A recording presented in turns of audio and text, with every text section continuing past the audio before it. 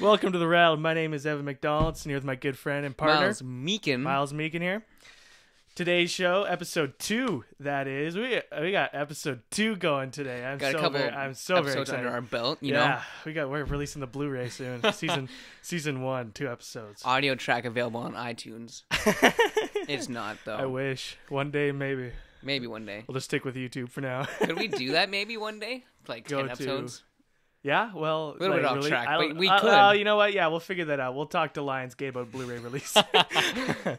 But for today, our first topic that we're going to dive right into, and we're a little bit late with this one because it's been out for maybe a week and a half or so. But you know what? I don't give a fair. Hold on to your butts. Fair. Yeah, hold on to your butts because I don't give a fair about how late we are with this one. So, Jurassic Park 3D. We hit it up on, was it Thursday night, I think? In IMAX? IMAX 3D. It's the only way to see it right so now. Good.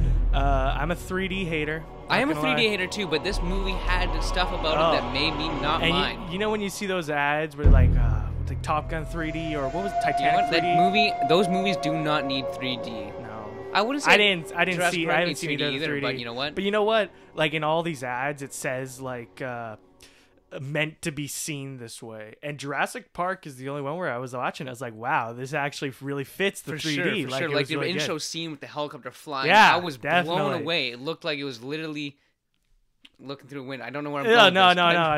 I know what you're saying, but this wasn't our first experience with Jurassic Park 3D in the IMAX because when we saw Oz the Great and Powerful, we got a 6-minute sneak peek right before it, and I'm as much as I was impressed with the actual movie, I was more impressed with that sneak peek because it just threw us right into the T-Rex breaking out of the paddock scene, and the soundtrack and the boom of the T-Rex roar was so much more impressive because it wasn't like slowly building up to it like the movie did. It just threw us right in.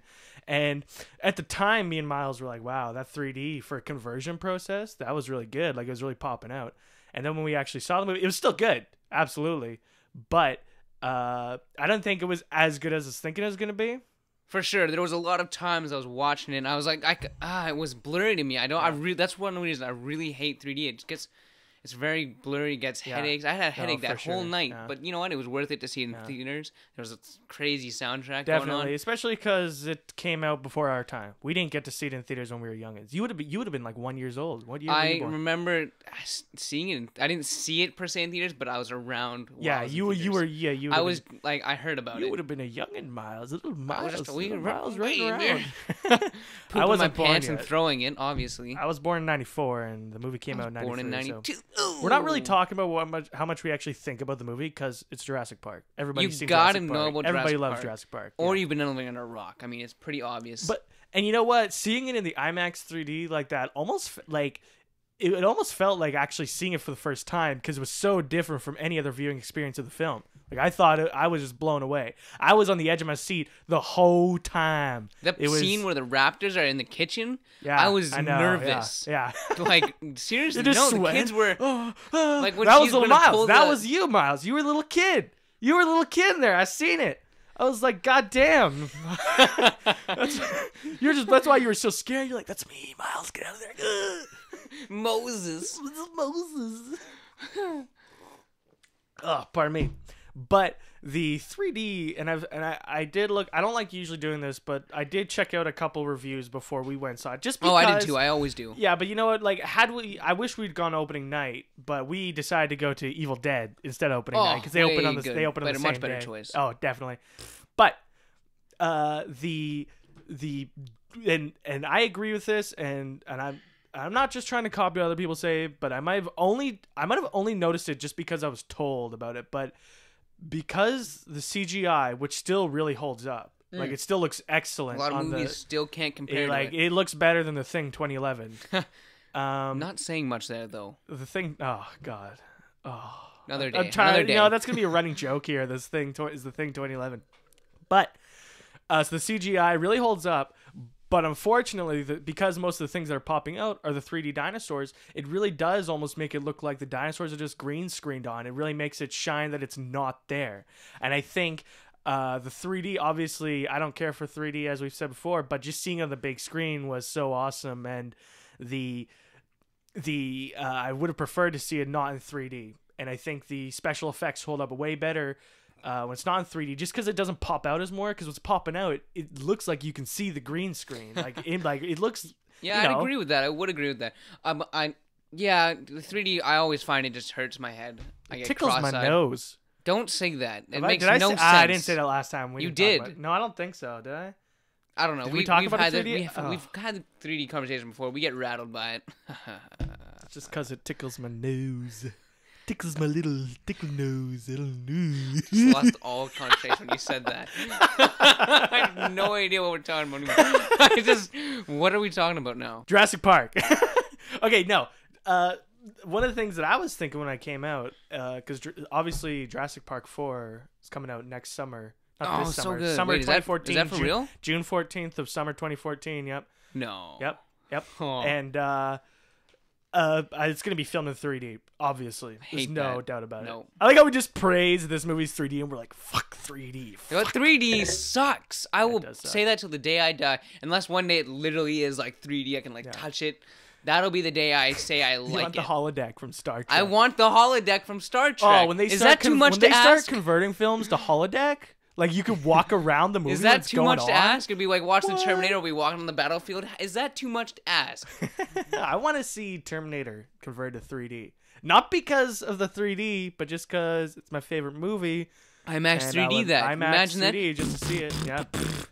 Big screening that. HK's inbound. Speaking of Terminator, that's pretty much all we have to say on Jurassic Park, I think. But I think, because I want to make this a thing in our show, what would you give it out of 10? Jurassic Park 3D. Obviously, the film is on its own is a high score. The film on its own is an 8, but did the 3D didn't add anything. Did so it improve, it's gonna have to leave you know, it an 8. Yeah. For the experience of 3D, I'm not leaving aside the movie. The experience of 3D, no more than a 5. Yeah. Like the movie's like an 8, but the 3D experience is nothing short of like I'm super happy I saw it in theaters. Oh, IMAX really. It was really awesome. If you're a fan of the film, if you've never seen it before, this is definitely the first way to experience it, because DVD or Blu-ray. There were parts of the soundtrack that I never picked up before until I saw it in the IMAX, because the stereo system was so good and loud. Wow, the T-Rex wars, you're going deaf for sure. Yeah, there was a couple old people in the theater, probably dead by the time the film ended. Heart attacks in theater. And they're like, oh my god, Moses, Jane, the T-Rex, just freaking out. I can't handle. No offense to any of our older viewers out there. If there are any of you. We have no viewers. We'll get there. Whatever. Anyways, so yeah, out of 10, obviously, I'd give it an 8. Jurassic Park's an awesome film. Didn't care for the 3D, although it was good 3D. I just don't like. What 3D. would you rate the 3D experience, though? I mean, leaving aside the movie. Like if the movie sucked and it was just the 3D. No. If the movie rate the movie, we know what you feel about that. It's a good movie. What would you say you felt about the 3D on its own? What would you rate that? Well, because I don't like 3D, but I can tell when it's good 3D. And I can tell when they put work into 3D and, there was effort involved. I'd give the 3D, I'd probably give it an 8. I'd give it an 8 as well, just because. Wow, high marks there. High marks. Just because. You liked this 3D, huh? Yeah. Well, the post-conversion 3D process, to my knowledge, is so difficult to achieve properly, as opposed to filming in 3D like Avatar or The Hobbit. Abada. But yeah, it's just so because do you know how they film 3D? They take 2 cameras and I know how they film 3D. Yeah. So it's like they get the depth, but they don't get that when they convert. So they have to take each layer and kind of form it into 3D. Like Phantom Menace. You can't do that without strenuous hours and lots of time that you don't want to be doing it. Yeah. Plus, I feel it's a waste of time. If you haven't filmed a movie in 3D, not that you should film a movie in 3D. Yeah, but I would 3D. agree, but Jurassic Park's 3D was really good. It was really good. They must have spent hours and money. I don't know how they did it. Lots of money. I'm wondering if it was the same post-conversion process. He secretly filmed that in 3D a long time ago and was waiting for this day to release it. Yeah, exactly. 3D wasn't a thing at the time, right? He knew it was coming.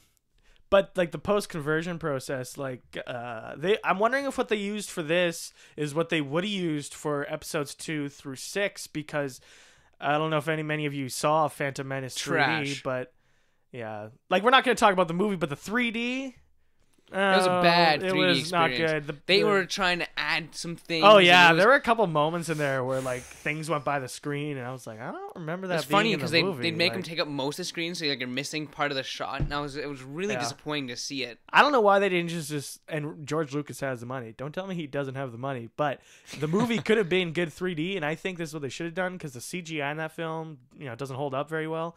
And Star Wars: Phantom Menace. I'm surprised they didn't just redo most of the CGI to work for the 3D, because then it would have really popped out, because CGI, you don't need to film that in 3D, right? So I don't know why they didn't just do that. Anyways, way off topic. Yeah, exactly. Might as well just put Phantom Menace now in our topics list. So we're gonna see Jurassic Park 3D. I'd give the 3D conversion process an 8 out of 10, and the movie itself I'd give an 8 out of 10. So overall, I'd give it an 8 out of 10. Cool. Okay. So on to the next topic, which this is a story for another time, but we talked about this in the original episode 2, which would never aired. The original episode 2. That sounds a weird ring off the mouth. Technical issues there, but we're gonna talk about it again because a lot more information has been released on it since we recorded the original episode 2. But that's a different story. So, Far Cry 3, Blood Dragon. Far Cry 3 was my favorite game of 2012. I'm a open world addict. I love open world video games. I cannot like Grand Theft Auto 5, Red Dead Redemption, and those are all Rockstar games, of course, but those aren't the only ones I play. I love Saints Row 2, Mafia 2, Saints Row 2. 3 was just I had a week's fling with that and immediately dropped it. You were blown away at first. Well, that's because it was my first experience. Yeah, you never played Saints 2. Row. Or you had played 2, but not enough to the extensive point. That doesn't count, though. I'd played it at a friend's house for like a couple hours. I thought it was cool. Yeah. Yeah. But I have big issues with the third game. So Far Cry 3, Blood Dragon, new standalone arcade title that they announced April 1st. Most people thought it was an April Fool's joke because the trailer was deceivingly... Clearly, this was a plan that they had to... It had to have been. There's no way you make something this silly and release that on April Fool's Day. Yeah, definitely. And the website, their original website, was so ham and cheese sandwich. It looked like it cost about $2 to make. Yeah, it was... From a $10 editor. It was like... And the site is fashioned like a 1980s movie. Like under the title it says... writer, director, and in an interview it talks about the lead star, who at the time was a mystery. But... if you listen to the story for the game, you can't help but think that it is it's an April Fool's joke. Of course, now it's been confirmed that it's true, but the story is the year is 2007. Pardon me. Where was that mistake 2007. It is the future. Earth has been ravaged by a nuclear war, and new paths for peace must be found. A U.S. cyborg army may have found a solution. A powerful bioweapon on a distant island. A Mark IV cyber commando.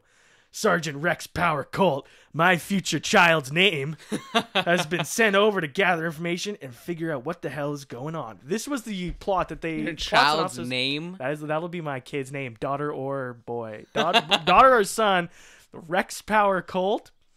Whoa. So you read that, and that was the story synopsis that they released the day that on April Fool's Day, the day the trailer came out. And me and Miles were freaking out. Miles and I were freaking out, and we were like, "Wow!" Way to fix your English there. Good grammar. Thank you. Points there. I appreciate that. But we were excited because we're both Terminator fans, and clearly the game is heavily influenced and inspired by Terminator, Predator, anything 80s. Escape, it is an any 80s action, Kurt Russell, Arnold, Michael Biehn action, James Cameron flick. John Carpenter, Escape from New York. It is RoboCop. It is the biggest love letter to an 80s action, and I love the 80s action movie. It was an era we'll never see anything quite like that again. Definitely not. Like synthesizer music from those films is so Moses, like it's just so good. Far Cry 3 was my favorite. It is my favorite game of last year. I'm still playing it now. Yeah, I'm still playing it. Bought it day one. Didn't stop playing it till now. Well, I took a break. Still not going to stop playing it. I took a break from it for a while, and the other day I started getting back into it, and I've kind of spoiled myself. I beat it on Xbox 360. I've been kind of spoiling myself with computer games lately. And the other day when I tried to go back, I was talking to Miles at the time. We were on the Xbox. And I was like, Miles, I just can't play this. Like, this is brutal. Like, the frame rate's all over the place. Like, the visuals. And I am not dissing the game at all because I know it's a console game. And I am a console gamer. I am more console than I am PC. But lately, there just haven't been that many console games coming out. So I've been kind of going to the computer. And the thing about Far Cry 3 is that the Xbox, and this isn't even just about this game specifically, but overall, this is a little bit off topic, but this generation of consoles is really straggling. It's holding us back now. There's no way we can keep up with the innovations that are happening, except for save God for Rockstar. Man. Innovating every day. And we're going to be releasing one of these episodes every week up for a while right now. Like, we're going to be mentioning GTA 5 every single time. Every time. So, our apologies. Well, we can't get enough of it. I mean, GTA 5 is going to change the way people talk about the Xbox 360 and PS3 and how they don't hold up. Because, I mean, if they're going to make this kind of in such an innovative game, there's no way people can have an excuse that, we didn't have the resources, we didn't have the product, like, we didn't have the money. Rockstar just slaps them on the face and says you're dumb. They said in an interview, they were like, we have no limitations with this generation of consoles. So everybody else is like it's like, you guys need to shut up, because if you're featuring any limitations, Rockstar is not having any. So get your shit together. But so Far Cry 3 Blood Dragon, the game leaked. This is not the first time. Ubisoft Montreal has been having a bit of a rough year. I forget what the other game of theirs leaked was. It might have been Assassin's Creed 3 leaked on the computer a couple weeks before. But Blood Dragon leaked before the game was actually officially announced, because they released the trailer and most people thought it was an April Fool's joke. Then the game leaked, like the full game leaked online, and then they announced the game. So it was a bit of a brutal start for them. Some Russian hackers, I heard, were able to get into Uplay and get the game before it came out. I don't torrent. Just saying. I'm not probably illegal now pirating. So many PC gamers have got the game for free. It must have really hurt their selling quota, I guess. Yeah. I was rattled by that. And it's a bummer because we've seen gameplay now, and I know that. Well, I shouldn't say I know, because I feel like a lot of it should be surprises, and I've seen a lot of the game already, and I must agree with that. I watched quite a bit of. I watched a lot, and I'm kind of disappointed in myself, and I want to hold out. Not that it's bad gameplay; it's quite interesting gameplay. Oh, it's just but Far it's Cry sad that I 3 won't get to with experience it to the first time. Yeah, exactly. There were a lot of things that really were kind of cool references and homages, and I wish that And you know what? And the game should have a spoiler warning for that shit. It should be like, hey, there's a cool reference coming up. If you don't want to spoil it, look out. Turn your Xbox off now. Turn it off. That would be quite humorous to see in a game. A spoiler warning. Hey, spoiler warning, something crazy is about to happen. Cool, you don't want to continue playing this game, just stop now. My other extremely excited aspect about this game is the lead actor, Michael Biehn, in it, who I have probably the biggest man crush I've ever had. You're the only person I think with a man crush on Michael Biehn. Ever. Whatever. Michael Bihn's the man. He was supposed. There isn't even women with Michael Biehn crushes. He's got a really he's got a really young wife, actually. Probably he's Michael Biehn. He's rich. Here. Yeah, I don't think he's that rich. No, he's gotta be. No, he's an 80s action star. Yeah, he was in Terminator and Aliens in the Abyss. What else? Which has he made been a in? lot of What money. else has he been? Yeah, no, he didn't get much of that money though. That's true. I'm pretty sure. True. If he was rich, he'd be in a lot more movies. Endorsements. That's what he does. He sells stuff on the internet. He's door-to-door salesman. My Facebook profile picture right now is Michael Biehn. I know. Kyle Reese and his. For years, it's been there. For years. And then you play. Spoiler alert. You play Kyle Reese in the new movie we're writing. So. Shh. That's secret. It doesn't make any sense for people. It doesn't make here. It doesn't make any sense for people. Not that anybody's gonna hear it either. No, whatever. Gotta have more confidence in yourselves, Miles. We'll get there. We'll get there. Eventually, we'll have all the subscribers. We will steal every subscriber from YouTube.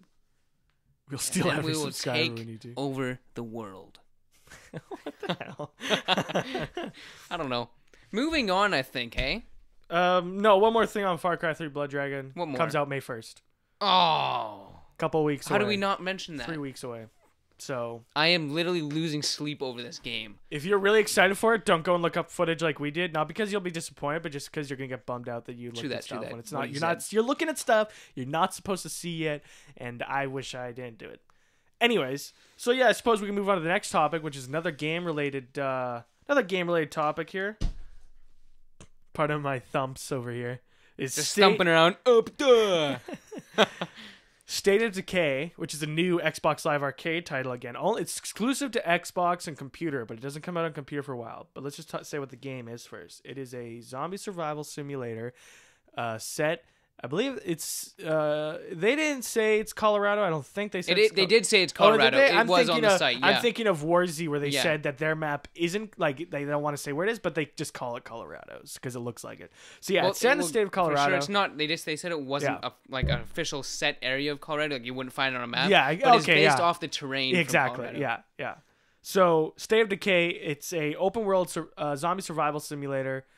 Not in the same vein as like Daisy or Warzy. Not to the point where it's super realistic in that sense. This is more like Grand Theft Auto zombies. Free roam and zombies. Yeah, couldn't exactly. be better. Because with not State of Decay, with Warzy and Daisy, the thing about those games is that they're more like the player is the enemy and the zombies are just the backdrop. It's a survival game. This game is more like the zombies are the enemy, and it's kind of mixes together real-time strategy things because you recruit survivors into your base, and you move your base and you build your base. So it is very different, and I hate when I hear people saying that they're stealing because there's nothing. First off, they're not stealing from anybody. They're taking a core concept, open world, and putting that with a zombie game. Daisy and Warzy are not the first games that have ever done that. That's true. But Daisy is one of the first ones to have done it well.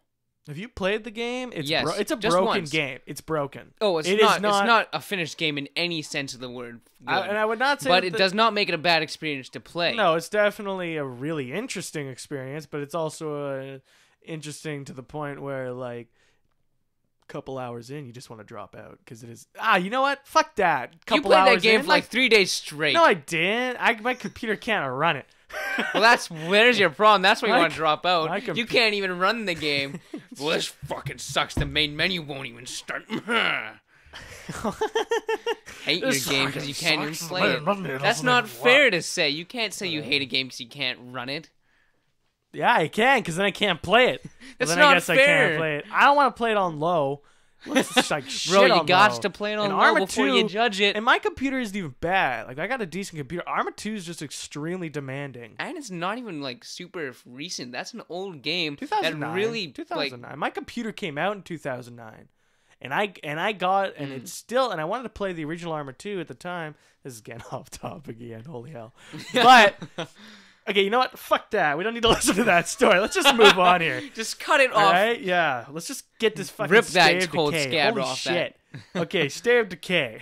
So, it's being created by a development team called, development team called Undead Labs. And this is their first game, I think, but they're made up of a team of people who've worked in other gaming companies, obviously. But the game, in their words, has been in the development for 2 years, which many people are calling lies because, like, oh, you just copy. Who would lie about that, though? I saw on Twitter. I follow them on Twitter. You do too. Yes, Undead Labs, whatever. And someone was like, "Hey, this is a knockoff of Daisy, were they?"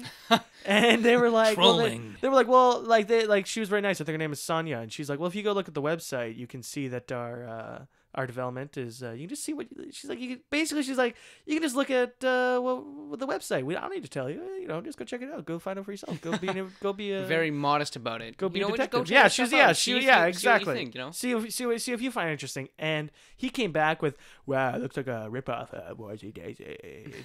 They were like, no. It was I don't want to use their name because I forget. But it was like ... Do you even know what happened with Warzy and Daisy?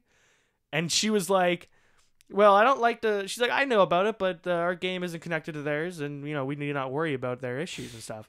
And he's like, well, it just looks like a knockoff of Daisy Warzy.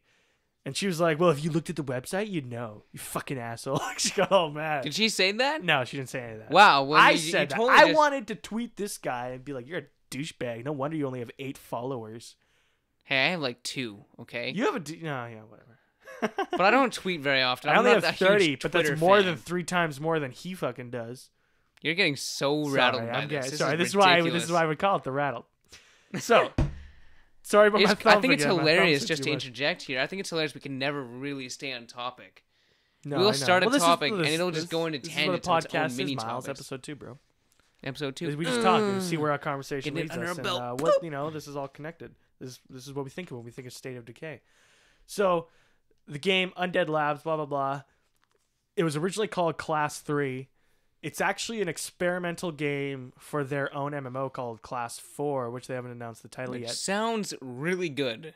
They haven't really said anything. Well, Class 4 is the same game with multiplayer as an MMO. It's an MMO. Yeah, it's an MMO. Class 3 or State of Decay, my apologies, has no online. Well, yeah, but that's what I'm saying. That's why I'm saying it sounds really good. Yeah, if it's the same kind of idea with like other people, real people, I think it would take it up to the next level, make it that much more interesting and more fun to play because it'd be a different experience every time you play, rather than having AI, which are set list commands that they've typed in for you to experience. You know, it's just that's just the way I see it. Yeah, no, definitely the game. They've been they don't know what the release date is, and for the past while they've just been saying spring of this year, and they keep on, anybody who asks them, they get all cocky and they're like, go check the page. It says that we don't have one. Hey, we really like your game. Go check the page. Yeah, that's pretty much it. And but yesterday, I think it was yesterday, we got the official, not the official launch date, but we got the official launch month alongside a new trailer. It's coming out June of this year. I'm really looking forward to it just because I love zombie games and I love open world games. Couldn't have said it better myself. I think the only way to do a proper zombie game is to do it open world because Red Dead, Undead Nightmare. And I'm not classic example. I'm not saying there are bad linear zombie games. I mean, I shouldn't say, most people, when you think of one, like you think of like Left 4 Dead, and I hate Left 4 Dead because it's so boring. I don't mind it, but I mean, when I play Zombie U, that's an interesting game. It's an interesting game. It got a little bit of flack when it came out. Got good multiplayer. Yeah, the multiplayer is pretty interesting. It's definitely pretty fun. Probably gonna play some of it like right now. As we podcast. But so I'm really looking forward to the game. It does look a little bit rough. I don't know if you've seen gameplay for it, but it looks a little bit looks like it still needs a little bit of work. But you got to give them credit because this is their first game. It's true. As a company together, not. But that's what I'm saying. Like it's a bunch of different individuals working together as a first group for their time. Yeah. Those words were backwards. Working for the first time as a group. There we go. Working for the first time as a group. Working for the first group as a time. Exactly. That was such good English. I loved that. Rough. Brutal, Miles. Brutal. So I think that's pretty much all I got to really say about State of Decay. State of Decay looks amazing. That's all I've got to say. Yeah, it looks awesome. Can't wait to play it. Comes out June sometime. Hopefully June 1st. Let's hope they just don't Phantom Menace us. We're like, oh, it looks amazing, and then it's just bad. That's true. The new trailer did look really good. I would be very depressed. Yeah, the gameplay trailer looked very interesting. I am really excited by that. Because at first I was just excited, but then I saw this and it was I could actually like see myself playing it now. It was. I can imagine putting a lot of hours into this game for sure. I know, and then I know it's a lot of replayability in it because you can recruit different survivors, like they're found at different locations each time. It's almost like Dead Rising, but not shitty. That's almost what it's like. It's almost like Dead Rising without a timer and a really big map. At this point is how big is the map going to be? 16 square miles. They've already announced it. Yeah, I didn't see that. It hasn't been officially announced everywhere, but I saw it in an interview with one of them. So that's pretty big. That's about the size of Grand Theft 4's map. Yeah. So and it's mostly countryside and town, so it'll seem a lot bigger, right? There's mountains and such. So that's about the size of an average. At least that's about Skyrim's map. What more could you ask for? Skyrim map is about 16. It'll be good. So so looking forward to that. Is there anything else you want to talk about? No. Nothing on your mind? I actually wanted to... Oh, you're done? I'm done. I'm walking out now. Wow, you're fucking... Get the fuck out of here. Whoa! I'll just talk that escalated quickly. I'll just talk on my own.